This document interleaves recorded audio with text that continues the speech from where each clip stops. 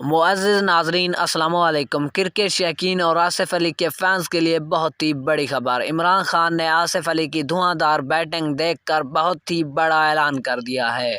जी हाँ नाज़रीन, आसिफ अली को बहुत ही बड़ी इनाम के तौर पर रकम दी जाने वाली है और ये कब कहाँ दी जाएगी, आइए नाज़रीन आपको आज की सबसे बड़ी और अहम ब्रेकिंग न्यूज़ से आगाह करते हैं।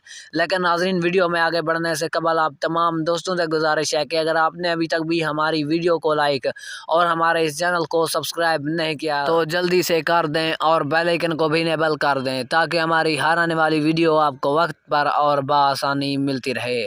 नाज़रीन, आपने कमेंट में ये लाजमी लिखना है कि आसिफ अली को इतनी बड़ी रकम दी जाए या नहीं। नाज़रीन, इमरान खान ने आसिफ अली को 30 करोड़ देने का ऐलान कर दिया है। जी हाँ दोस्तों, आसिफ अली अगर 4 बालों पे 4 छक्के ना लगाते तो पाकिस्तान शायद ये मैच ना जीत सकता। नाज़रीन, इसी के साथ दीजिए हमें इजाज़त, मिलते हैं नेक्स्ट अच्छी सी वीडियो में।